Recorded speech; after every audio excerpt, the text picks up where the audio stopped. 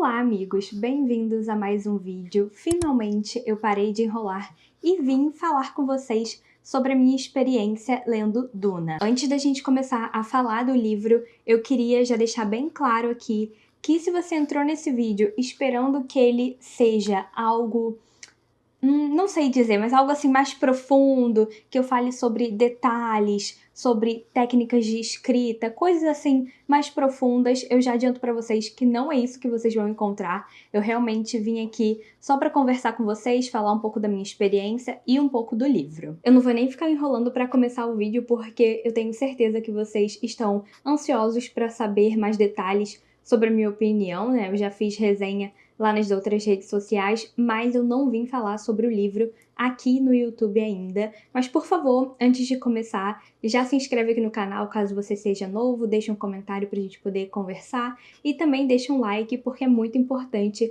pro YouTube divulgar o meu perfil.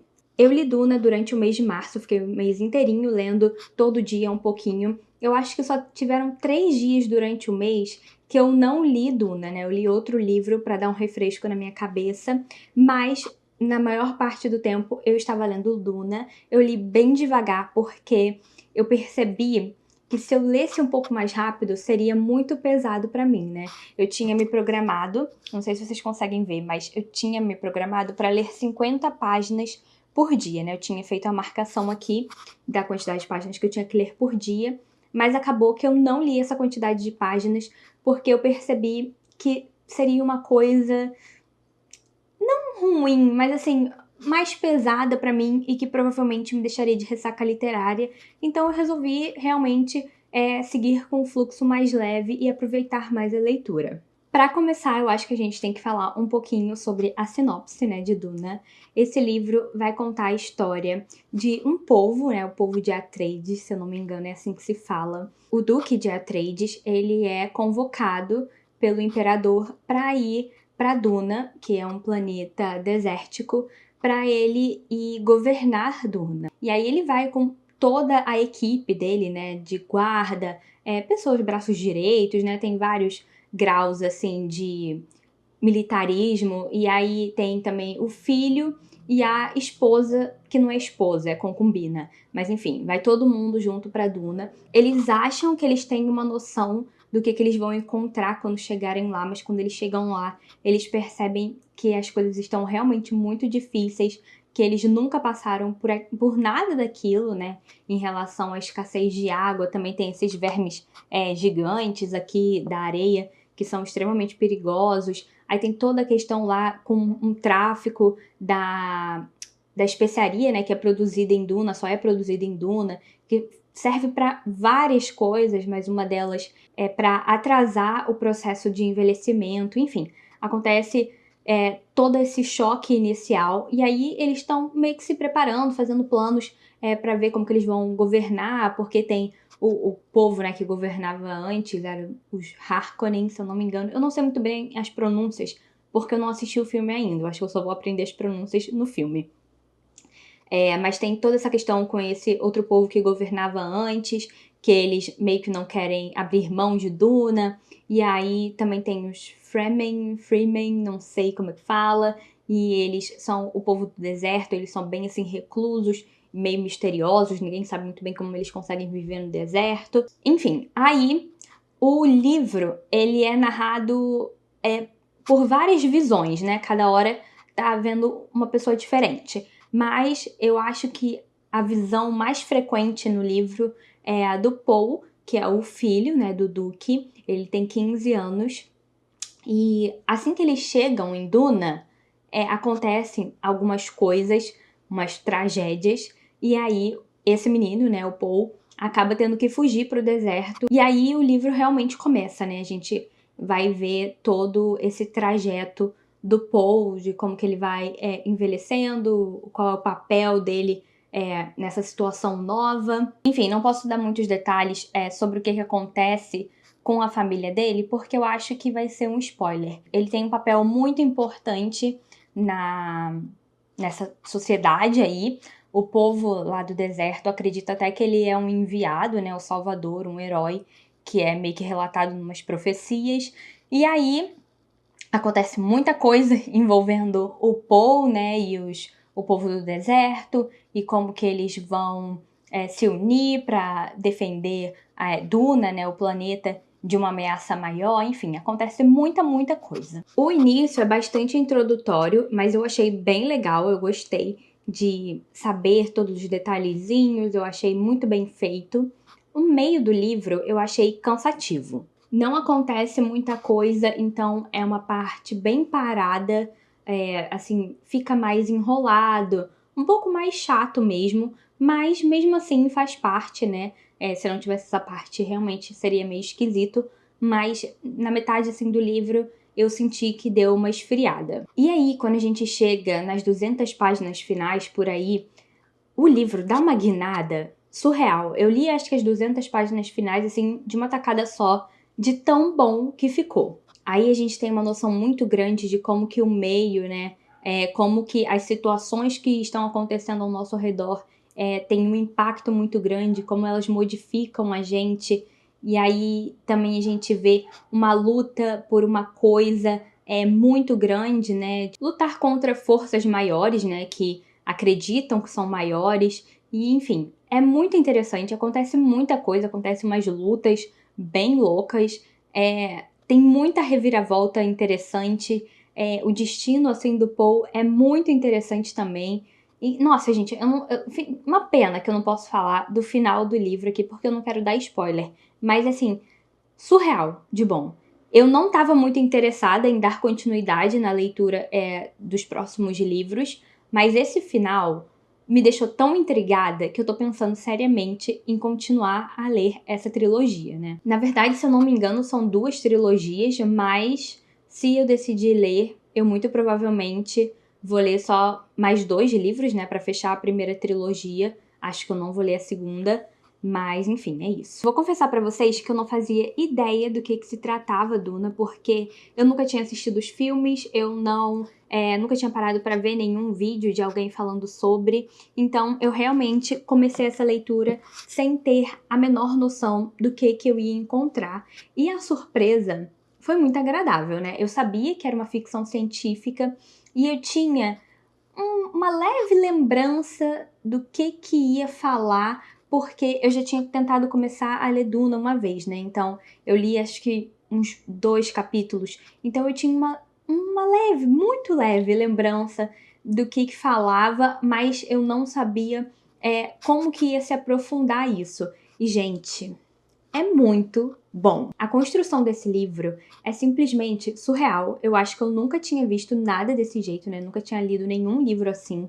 Eu acho que o autor fez um trabalho espetacular escrevendo isso daqui, de verdade. Aí a gente vê da onde vem a fama, né? E porque é considerado um clássico da ficção científica, porque realmente é muito especial, é muito diferente. Eu sou uma pessoa acostumada a ler romance e fantasia, né? E ler esse tipo de ficção científica um pouco mais antiga me fez abrir os olhos para muitas coisas que eu não estou lendo, porque tenho medo, né? Duna é um livro que assusta, né, pelo tamanho. Ele tem 600 e poucas páginas, 673 páginas. Então, realmente é um livro grande. Eu acho que é um dos maiores livros que eu já li na minha vida.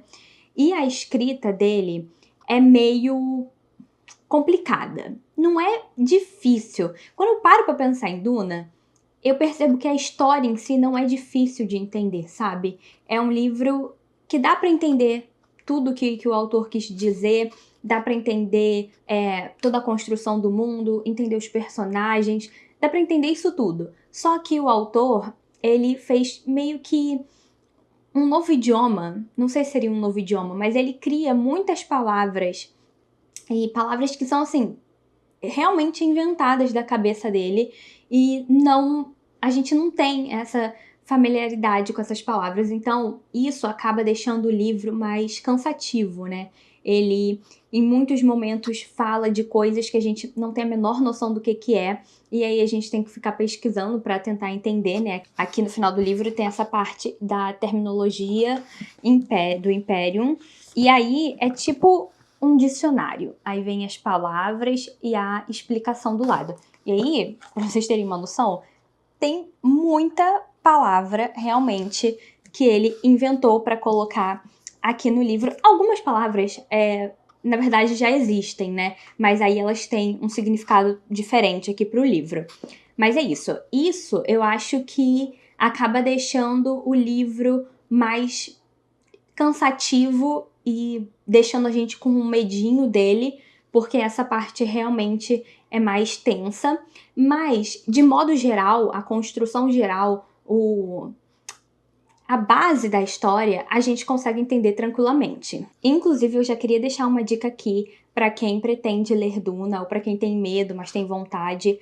Eu não recomendo que você fique vindo toda hora aqui na parte de trás, na terminologia, para ficar vendo o significado das palavras. Eu fiz isso bastante, assim, acho que nas primeiras 150 páginas eu fiquei fazendo isso.